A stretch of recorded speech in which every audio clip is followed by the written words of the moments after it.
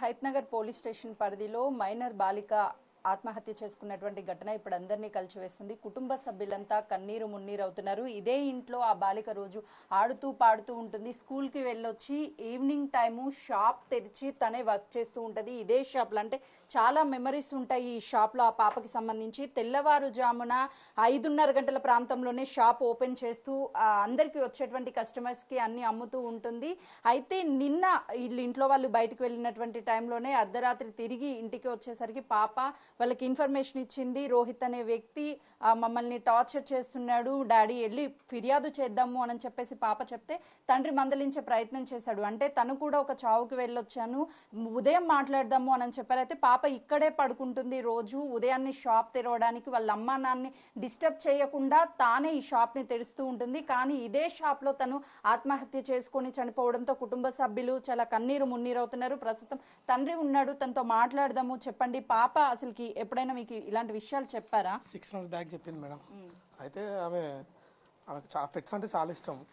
కర్నూలు నుంచి పెట్ని తీసుకొచ్చిన దాన్ని రోజు ఆమెనే వాష్రూమ్కి పొద్దున్న ఆమె తీసుకెళ్తుంది. పొద్దున్న షాప్ తీస్తుంది. షాప్ తీసిన తర్వాత మా భార్యను లేపుతుంది. మా భార్య షాప్లో ఉంటుంది. షాప్లో ఉన్న తర్వాత కుక్కని తీసుకొని రోజు వాకింగ్కి వెళ్తుంది. వాకింగ్కి వెళ్ళే టైంలో ఒక 6 నెలల కింద వాడు ఇట్లా ఇబ్బంది పెడుతున్నాడు అని చెప్పి మాకు చెప్పింది. మాకు చెప్తే అంటే వద్దా మనం బయట చెప్తే బాగుంటుంది అని చెప్పి నేను మా అన్న ఇంకొక కాలనీ లీడర్ ఉంటాడు మా సడ్డ కూడా, ఆయన ఇద్దరం కలిసిపోయి వాళ్ళ అమ్మ నాన్న అందరినీ కూర్చోబెట్టి వాళ్ళకి చెప్పినాము. ఎవరు ఆ రోహిత్ అని వాళ్ళ నాన్నకి కూర్చోబెట్టి చెప్పినాం, అన్న ఇట్లా అవుతుందన్నా, ఇట్లా అవుతుంది, ఇది కరెక్ట్ కాదన్నా, ఒక పాప మీ చెల్లెలాగా చూసుకోవాలా, ఇట్లాంటిది ఎట్లా చేసినవరా నువ్వు అని మాట్లాడితే నేను ఇంకోసారి చేయను అన్న, మీకు దండం పెడతా, నన్ను అది చేయకండి ఇది చేయకండి. వాళ్ళ నాన్న కూడా అన్నాడు, నాకంటే ఒక ఇజ్జత్ ఉంది విజయ్, అది తీయకండి అంటే సరేలేనా అయితేనే ఉంటాయి. నాకైతే మా పాప ఇట్లా చెప్పింది అందుకే వచ్చి అడిగిన అంటే వాళ్ళు భయం పెట్టుకురు. అయిపోయిన తర్వాత అప్పటి నుంచి అయితే ఎటువంటి ఇష్యూలు లేవు మాకు. మేము కూడా నిమ్మలంగా ఉన్నాం. నా పాప కూడా మంచిగానే ఉంది, స్కూల్కి వెళ్తుంది, ఎగ్జామ్స్ రాసి వచ్చింది మొన్న కూడా. అయిపోయిన తర్వాత మొన్న 24th వాడు ఇన్స్టాగ్రామ్ నుంచి కాల్స్ చేస్తున్నాడు. కాల్స్ చేస్తుంటే నేను ఎంబడే స్క్రీన్ షాట్ తీసుకున్నాను. స్క్రీన్ షాట్ తీసుకుని వాళ్ళ డాడీకి పంపించిన. అన్న ఇది మళ్ళీ మీరు అయిపోయింది అన్నారు కానీ నేను మళ్ళీ ఇట్లా చేస్తున్నాడు అన్న అని చెప్పేసి నేను చెప్పిన తర్వాత ఏమన్నాడంటే సరే విజయ్ నేను ఊర్లో ఉన్నా, వచ్చిన తర్వాత నేను మాట్లాడతా అన్నాడు. సరే మంచిదని చెప్పిన. అయిపోయింది, అప్పటి నుంచి అయిపోయింది. ఆయన అప్పటి నుంచి 24th నుంచి ఇప్పటి వరకు కూడా ఆయన వచ్చి నా దగ్గర మాట్లాడలేదు. రోహిత్ ఎలా పరిచయం మీ పాపకి? అసలుకి గతంలో తెలుసా అబ్బాయి? మీ రిలేటివ్సా లేకపోతే రిలేటివ్స్? వాళ్ళ ఎస్టీ, మేము బీసీ ముదిరాజు. అంటే ఒకటే కాలనీ, ఒకటే స్కూలు. వాడు సీనియర్ అంటే ఏమని మెసేజ్ చేస్తున్నాడు, ఏమని వీడియో కాల్స్ చేస్తున్నాడు, అసలు పాపని ఏ విధంగా టార్చర్ పెడుతున్నాడని మీతో చెప్పింది పాప? లవ్ చేయమని చెప్పేసి ఇబ్బంది పెడుతున్నాడని చెప్పింది. లవ్ చేయమని ఇబ్బంది పెడుతున్నాడు అంటే నేను వాళ్ళ ఇంట్లో ఏంది మీ ఏజ్ ఏంది, నువ్వు ఇట్లా చేయడం ఏంది, కరెక్ట్ కాదు కదా, నేనంటూ ఒక దాంట్లో తిరిగేటోని, నాకు ఇట్లాంటి ఏ నచ్చవు అది అని చెప్పిన. వాళ్ళ డాడీ ఏమో టీఆర్ఎస్లో తిరుగుతాడు, నేను బీజేపీలో తిరుగుతా. మా ఇద్దరు కూడా ఆయనకు నాకు ఎటువంటి క్లాషెస్ లేవు, అంతా బాగానే, అందరం బాగానే ఉంటాం. అంటే ఇదంతా 6 నెలల క్రితం జరిగినప్పుడు మీరు పోలీస్ స్టేషన్లో ఫిర్యాదు చేయడం కానీ లేకపోతే నిన్న ఇంటికి వచ్చి బెదిరించాడని చెప్తున్నాడు తను, అప్పుడు కానీ ఫిర్యాదు చేసిన మేడం. అయితే 24th వాళ్ళ నాన్నకు అయితే చెప్తే రెస్పాన్స్ కాలేదు. ఆయన రెస్పాన్స్ కాకపోయేసరికి నేను మళ్ళీ ఏం చేసిన, 4th నాకు మెసేజ్ వచ్చింది, ఐ లవ్ యూ టూ అని చెప్పేసి మెసేజ్ పెట్టిండు. పెట్టగానే నేను చూసి ఎంబడే 3:30 వాళ్ళ నాన్నకు ఫోన్ చేసిన. మళ్ళీ స్క్రీన్ షాట్ తీసి వాళ్ళ నాన్న, అన్న చూడన్న ఇట్లా పంపించిన అన్న అంటే, లేదు ఇది మా కొడుకు ఐడి కాదు, మళ్ళీ బెదిరిస్తున్నాడు ఆయన, మా కొడుకు ఐడి కాదు, మీరు కావాలని చేస్తున్నారు అది ఇది అని చెప్పేసి ఆయన చెప్పాను. చెప్తే నేను ఏమన్నా నీతో మాట్లాడడం వేస్ట్ అన్నా, ఇంకా నేను పిఎస్కి పోయి కంప్లీట్ చెప్తా అని చెప్పిన. పోయినా ఎగ్జాక్ట్లీ 4:30 హైత్నగర్ పిఎస్కి పోయినా. హైత్నగర్ పిఎస్కి పోయి అక్కడ హోమ్ గార్డ్ ఉండే వాళ్ళే రాసిరు మొత్తం. రాసిన తర్వాత మీరు ఏమేమి ప్రూఫ్స్ ఉన్నాయో నాకు జిరాక్స్ పెట్టండి అని చెప్తే పోయి జిరాక్స్ తీసుకొని అవన్నీ అటాచ్ చేసి ఇచ్చిన తర్వాత ఏమైందంటే కానిస్టేబుల్ పోయి సిఐసార్ని లేపడానికి పోయాను. ఆయన పడుకున్నాడు, 4:30 పడుకున్నా ఆయన డ్యూటీలో. పడుకుంటే సరే లేపనికి పోతే ఆయన వచ్చి ఏం చెప్పాడంటే, సార్ జర మీటింగ్లో ఉన్నాడు, కొద్దిసేపు ఆగండి అన్నారు. సరే ఒక 1/2 hour అక్కన్న ఆయన నా 2 పిల్లల్ని పెట్టుకోండి మేడం, 2 పిల్లల్ని పిఎస్కి తీసుకుపోయి పిఎస్లో కూర్చోబెట్టుకొని నేను మాట్లాడిన తర్వాత మళ్ళీ ఆయన ఏమన్నాడు, ఇంకొక ఆయన వచ్చి మళ్ళీ ఒకసారి చూసినాపు అని చెప్తే ఆయన అప్పటికే పడుకున్నాడు. ఆయన వచ్చి కానిస్టేబుల్ చెప్తున్నాడు ఏమని, సార్ పడుకున్నాడు. నేనేమన్నా అంటే, సార్ పడుకున్నారు, మీరైతే డ్యూటీలో ఉన్నారు కదా, వాళ్ళ నాన్న నెంబర్ ఇచ్చినా కదా, వాళ్ళ నాన్నకు ఒకసారి ఫోన్ చేయండి, మీరు ఫోన్ చేస్తే ఆయన వస్తాడా లేకపోతే ఏమైనా చెప్తాడా, సంజయ్ చెప్తాడా అని చెప్పిన. అంటే అసలు కాల్ చేశారా, వాళ్ళని అప్రోచ్ అయ్యి పిలిచారా, పోలీసులు ఎఫ్ఐఆర్ చేశారా? ఎఫ్ఐఆర్ చేయలేదు, ఏది చేయలేదు. నా దగ్గర నేను ఏమన్నా కొంచెం సీరియస్ అయినా మేడం, నేను ఎందుకంటే నా పాప విషయం కాబట్టి నేను సీరియస్ అయినా. ఏం సార్ ఇప్పటివరకు కూడా మీరు పట్టించుకోవట్లేదు, 1 hour పైన అయిపోయింది వచ్చి అంటే, ఆయన పేరుంది మేడం ఆయనది. ఆయన వచ్చేసి ఏమన్నాడు అంటే, లేచి బయటకు వచ్చాను, మీరు ఎందుకు రెస్పాన్స్ కావట్లేదు, ఆడపిల్ల పంచాదంటే ఆయన ఏమంటూ, నువ్వేమైనా ఉంటే లీగల్గా చూసుకోపో, లేదంటే పీసీని ఇచ్చి పెట్రోల్ ఇవ్వాలంటే నా పాప సార్ ఇజ్జత్ పోతుంది, కాలేజీలో మీకు పెట్రోల్ బండి ఇచ్చి పంపిస్తే ఇజ్జత్ పోతుంది, వద్దు మేడం పెట్రోల్ ఏమి వద్దు సార్.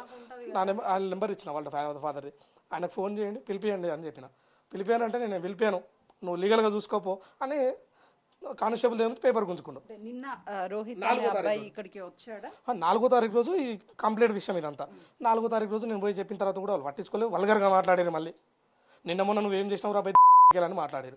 నేనేమనుకున్నా అంటే నాకు తెలిసిన లీడర్లకు ఫోన్ చేస్తే నువ్వు చక్కగా ఏసీ ఆఫీస్ అడుగు, ఆడ పోయి మాట్లాడన్నాడు. సరే ఏసీ ఆఫీస్కి అడుకోవాలంటే ఇప్పుడు హైతనర్ పిఎస్లో పెట్టినటువంటిది ఏదైనా పేపర్ ఉండాలి కదా అని చెప్పేసి, సార్ ఒకసారి ఇవ్వండి సార్ నేను ఫోటో తీసుకుంటా అని చెప్పిన. ఏమి ఇవ్వనని చెప్పేసి పక్కకు పెట్టేసిండు. అది ఇవ్వలేదు, ఇవ్వకుండా పట్టించుకోలేదు. సరే అని చెప్పేసి ఏసీ ఆఫీస్ కాడికి పోయినా. ఆడికి పోయిన తర్వాత ఏంటంటే నాకు మా వదిన వాళ్ళు మా చెల్లెలు చనిపోయిందని నాకు కాల్ వచ్చింది. ఇది 4వ తారీఖు రోజు ఈవినింగ్ 5:30కి అట్లా. సరే అమ్మ ఈ పంచాదంతా ఇది వద్దులే అమ్మ, ఇప్పుడు వచ్చిన తర్వాత చూసుకుందాము అని చెప్పేసి నేను పాపలు నిన్న వదిలేసి నేను వెళ్ళిపోయాను. చావాలనుకుంటే మేము ఆ రోజు నైట్ 4th రోజు నైట్ ఎవరం లేము ఇంట్లో, ఆ రోజు చేసుకోవచ్చు కదా. అయితే 5th డే రోజు ఏం తెలిసిందంటే వాళ్ళకు కేసు అయింది, ఇట్లా కేసు పెట్టిరని తెలిసింది. తెలియంగానే వాడు ఇంటికి వచ్చి 5 గంటలకు వచ్చి బెదిరించాం. అదే పోలీసు వాళ్ళు 4 గంటలకు నేను కంప్లైంట్ పెట్టినప్పుడు ఒకసారి రెస్పాన్స్ అయినా నా పాప బతుకుతుండే కదా. మా బాబు చూసి మా పాప అయితే ఇంటికి వచ్చి నైట్ 8 గంటలకు వచ్చిన 11 గంటలకు వచ్చిన స్నానం చేసుకొని కూర్చోగానే డాడీ నీకు ఒక విషయం చెప్పాలి డాడీ అని. చెప్పమ్మా ఏంద్రా అంటే, వాడు మళ్ళీ వచ్చి నన్ను ఇట్లా బెదిరించింది డాడీ, మనమేమో కేసు పెట్టకపోతే ఎవరు పట్టించుకోలేదు. నేనేమన్నా అంటే వద్దులే అమ్మా, కేసులు మనతో కాదులే అమ్మా, పెద్ద మనుషులు అందరినీ పిలుస్తారు రేపు పొద్దున, నువ్వు గమ్మున వండుకోతాలి, పొద్దున నేను పిలుస్తాను అందరినీ, పెద్ద మనుషులను పిలిచి మాట్లాడదాంరా, వాడు ఎందుకు ఇట్లా చేస్తున్నాడు ఏంది అసలు అని చెప్పేసి పొద్దున పిలుస్తామని మాట్లాడినా. సరే డాడీ అన్నది. అక్కడ పడుకుంది. 11:30కు వచ్చి డాడీ కిటికీ తెరవ డాడీ నాకు ఉబ్బరిస్తుంది అన్నది, ఫ్యాన్ ఖరాబ్ అయింది. అది అయితే వద్దామా వర్షం పడుతుంది కదా లోపలికి వస్తే చినుకు, నా దగ్గర వచ్చి పడుకోమా అన్న. నా దగ్గర వచ్చి పడుకోమంటే సరే డాడీ అన్నది. వాష్రూమ్కి వచ్చి తర్వాత నేను పడుకున్నాను. నేను ఎందుకంటే మేము బయటకు పోయి వచ్చినాం, అలసిపోయి వచ్చినాం. మేము పడుకోగానే 4:30కు మా భార్య లేపింది నన్ను. ఒకసారి లేవు అంటే ఏమైందంటే ఒకసారి నువ్వు కర్రా అని చెప్పి షాప్లోకి తీసుకొచ్చి ఇక్కడ హ్యాంగ్ చేసుకొని పాప. అప్పుడు ఏమంటే మా నాన్నకు మా అక్క వాళ్ళకి అందరికీ చెప్పిన. నేను పోలీసులు పట్టించుకుంటే మాకు ఇవాళ ఈ పరిస్థితి వచ్చేది కాదు మేడం.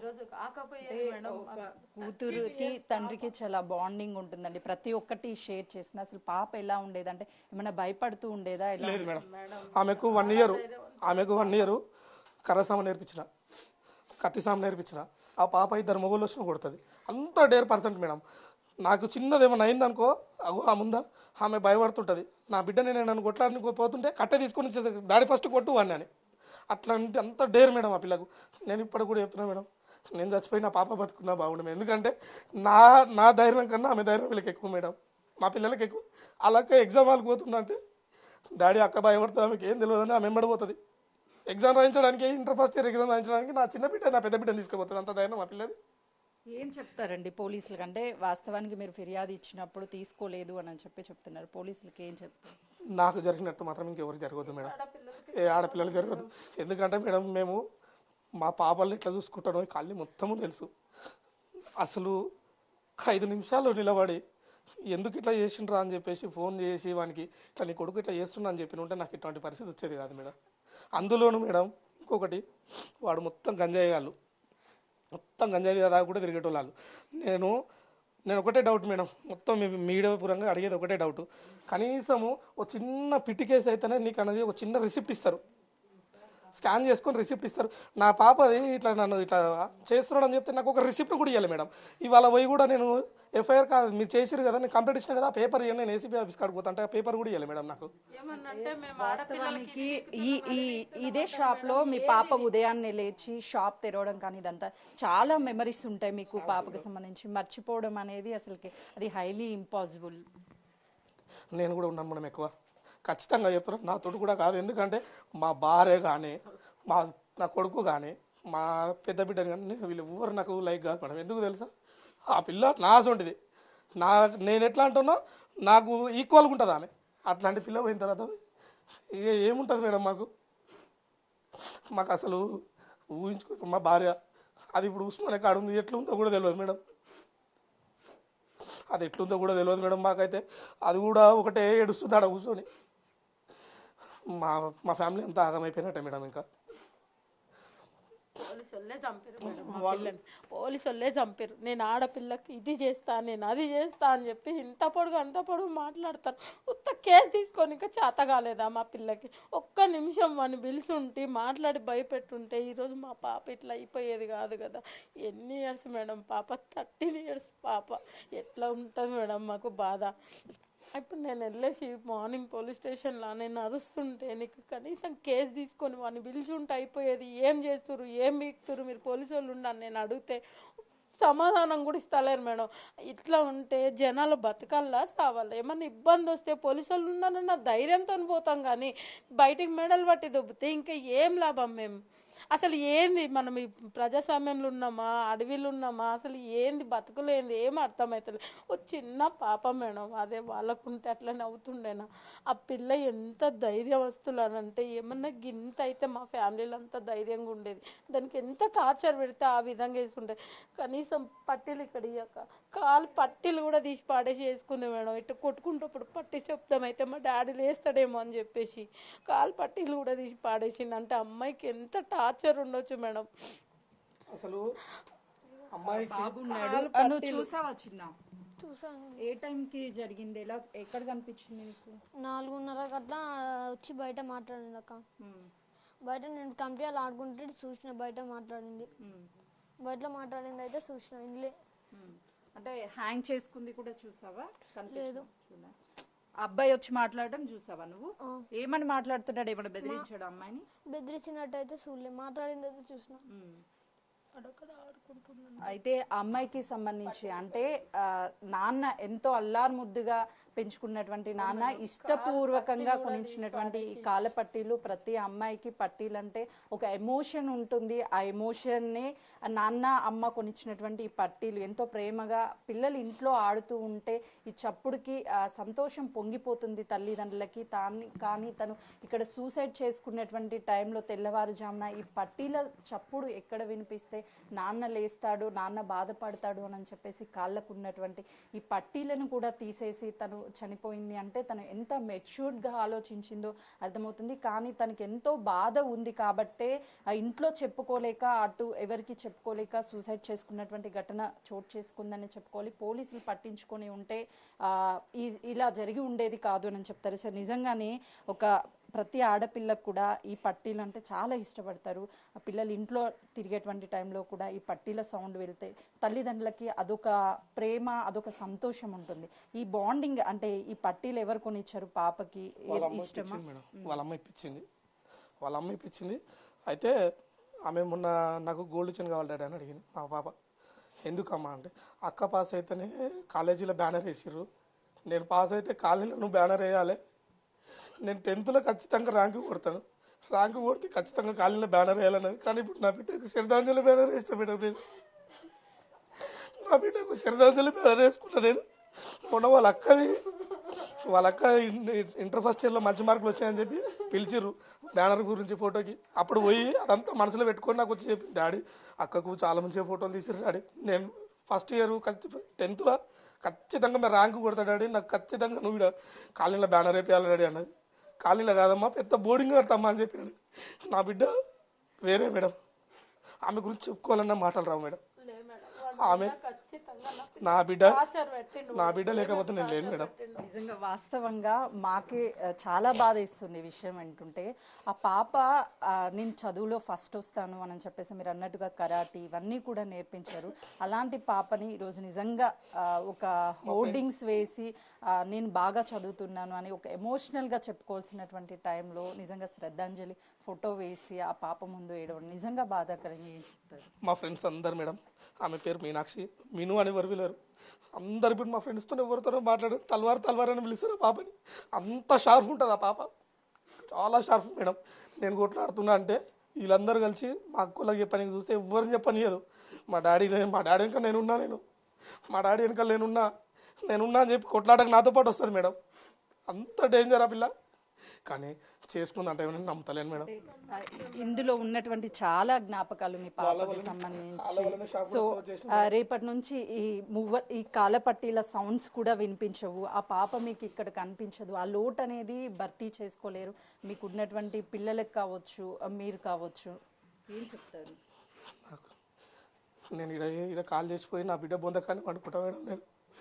ఎందుకంటే నా బిడ్డ మా పేరు తలుస్తే మీనమ్మ అసలు ఊహించుకుంటేనే నేను నిజంగా ఎవరింటికో సాగుకొచ్చినట్టుంది మేడం.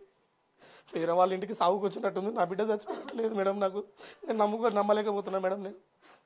నాకు 2 సార్లు స్ట్రోక్ వచ్చింది మేడం. మా వీళ్ళకి చెప్తుంది, ఏమైనా ఉంటే నాకు చెప్పండి, నేను పోయి మాట్లాడతా, కానీ డాడీకి చెప్పొద్దని చెప్తుంది. వేరే మేడం వాళ్ళ స్కూల్ దగ్గర పోయి కూడా అడుక్కోండి మేడం. ఎంత షార్ప్ అంటే మేడం, స్కూల్ ఫస్ట్ పాప క్లాస్లో ఎప్పుడు కూడా వాళ్ళ టీచర్లు కూడా ఒక్కరోజు రాకపోతే ఫోన్ చేస్తారు, ఏంది విజయ్ రాలేదు మీ పాప అని. పాపకి చిన్న గాయం అయితేనే తట్టుకోలేరు. అలాంటిది పాప హ్యాంగ్ చేసుకొని చనిపోయేటప్పుడు తను ఎంత విలవిలలాడిపోయి ఉంటుందో ఆ ప్రాణం. ఏమో మేడం, నిజంగా ఈ సొసైటీ అనేది కరెక్ట్గా ఉంటే చనిపోయిన తర్వాత క్యాండిల్ ర్యాలీలు అవసరం లేదు మేడం. చనిపోయిన తర్వాత క్యాండిల్ ర్యాలీలు అవసరం లేదు. బతుకున్నప్పుడు పోయి పిటిషన్ ఇస్తే కనీసం పిలిచి మందని కౌన్సిలింగ్ చేయాలి మేడం. సరే మేడం, నిజంగా నా పాప వాడిని లవ్ చేసిందే అనుకుందాం. లవ్ చేస్తుంటే యాంగింగ్ తీసుకుంటుంది మేడం. ప్రతి విషయం నాకు వచ్చి చెప్తే డాడీ వాళ్ళు ఇట్లా అన్నారు. వాళ్ళ అమ్మ కూడా ఆ పిల్లని ఏమనడానికి భయపడుతుంది మేడం. వాళ్ళ అమ్మ కూడా ఏమనడానికి భయపడుతుంది. ఎందుకంటే నేను డాడీకి చెప్పేస్తుంది. నా కొడుకు చెప్పాడు, నా చిన్న బిడ్డ పెద్ద బిడ్డ ఎవరు చెప్పారు, ఖచ్చితంగా నాకు చెప్పేస్తుంది. చూస్తున్నాం కదా, ఆ పాప చనిపోయినా కూడా తన జ్ఞాపకాలు అనేది ఇంట్లో ఇంకా పదిలంగా అలానే ఉన్నాయి. తను రోజు ఇక్కడే షాప్ తీస్తూ అన్నీ యాక్టివ్గా ఉండేది, కానీ ఇలా హ్యాంగ్ చేసుకుంటుంది అని అయితే మేము అనుకోలేదు అని చెప్పేసి కన్నీరు మున్నీరు అవుతున్నారు. ఈరోజు నిజంగా కూడా ఒక బాధాకర విషయం అనే చెప్పాలి. శ్రద్ధాంజలి ఫోటో బయట పెడితే ఒక ఎమోషనల్ అంటే నిజంగా ఇది చాలా వర్ణాతీతం అనే చెప్పాలి. అక్క ఉన్నారు, అక్క చెల్లి అని అంటే కొట్టుకుంటూ ఉంటారు. ఆ ప్రేమ, ఆ బాండింగ్ ఉంటుంది. మీ ఇద్దరి మధ్య ఎలాంటి బాండింగ్ ఉంటుంది? మేము ఎప్పుడు చాలా ఫ్రెండ్గా ఉండేది. ఇప్పుడు నాతను కొట్టుకోనికి ఆడుకోనికి ఎవ్వరు లేరు అస్సలు. నా చెల్లంటే నాకు ప్రాణం. మేము ఎప్పుడైనా ఒకటే డ్రెస్ వేసుకుంటాం, కలిసి ఉంటాం మేడం. ఎప్పుడు డ్రెస్ దేని ఇద్దరికి మాత్రం సేమ్ డ్రెస్. ఇంతవరకు మీ నాన్నగారు మాట్లాడుతూ కూడా మీరు ఫస్ట్ వచ్చారు, హోర్డింగ్స్ వేశారు, నా హోర్డింగ్ కూడా వేయాలి, గోల్డ్ చైన్ కొనిపించి అవి అన్నీ చెప్తుంది అని అంటున్నారు. ఈ పట్టీలు కూడా తనకి చాలా ఇష్టం అని విన్నాము, కానీ ఈరోజు తనే లేకుండా ఉంది.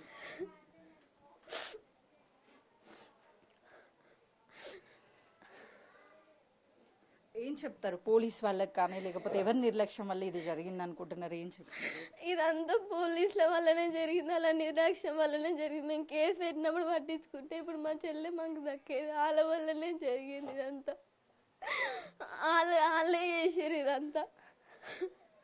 అంటే చనిపోయినటువంటి పాపనైతే తిరిగి తీసుకురాలేము. మీకు న్యాయం ఏం కోరుకుంటున్నారు? ఇలాంటిది ఇంకో అమ్మాయికి జరగకూడదు అస్సలు.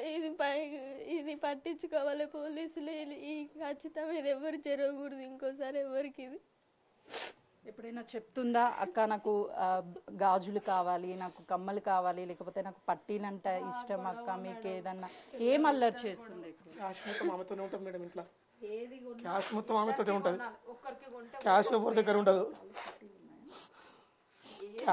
క్యాష్ మొత్తం ఆమె దగ్గరనే ఉంటాయి. మా ఇంట్లో పెత్తని మొత్తం ఆమెదే. క్యాష్ మొత్తం ఆమె దగ్గరనే ఉంటుంది. మీకు చూపిస్తాను బీరువాలో కూడా.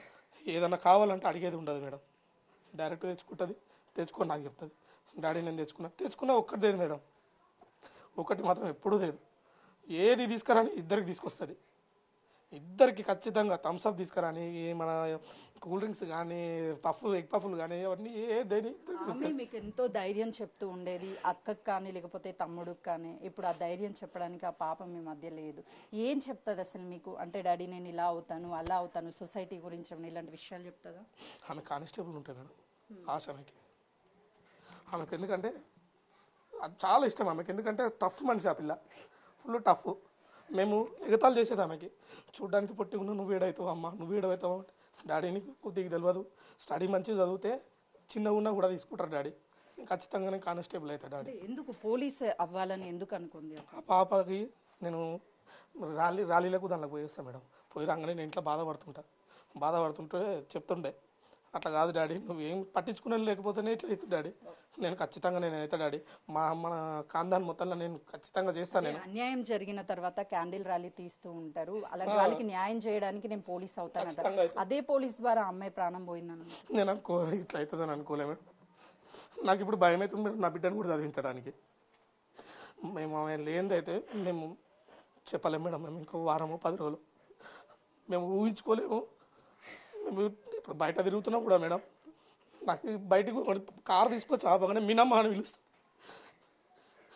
నేను ఇప్పుడు ఎవరిని పిలవాలి, ఎవరితో మాట్లాడాలి? నిజంగా ఇంట్లో తన కూతుర్ని కోల్పోయి కానీ తన అన్ని జ్ఞాపకాలు ఇక్కడే పదిలంగా ఉన్నాయి. కానీ తను లేనిది మేము ఉండలేము. పోలీసుల నిర్లక్ష్యం వల్లే ఇదంతా జరిగింది. వాళ్ళు టైంకి స్పందించి ఉంటే ఈరోజు నా బిడ్డని కోల్పోయేవాడిని కాదు. మిగతా ఇంకా 2 బిడ్డలు ఉన్నారు. వాళ్ళ పరిస్థితి ఏంటో ఇప్పటికీ అర్థం కావడం లేదు. ఒకవైపు తల్లి ఉస్మానియా మార్చరీ దగ్గర కన్నీరు మున్నీరు అవుతుంటే, తండ్రి ఇక్కడే ఉండి తన జ్ఞాపకాలను మర్చిపోలేను, మాకు న్యాయం ఎవరు చేయలేరు అంటే సమాజంలో జరుగుతున్నటువంటి వాటిని వెంటనే అలర్ట్ అయ్యి న్యాయం చేయాలి అని తన కూతురు పోలీస్ అవ్వాలనుకుంది. కానీ అదే పోలీస్ నిర్లక్ష్యం వల్ల తనకి అన్యాయం జరిగింది. ఇక్కడ పోస్టింగ్ హోర్డింగ్స్ పెట్టాలి, ఫ్లెక్సీలు కట్టాలి, తను 10th ఫస్ట్ క్లాస్ వస్తానని నాకు ప్రామిస్ చేసింది. కానీ ఈరోజు శ్రద్ధాంజలి ఫోటో పెట్టాల్సి వచ్చింది అని ఆ తండ్రి ఆవేదనని వ్యక్తం చేస్తున్నాడు.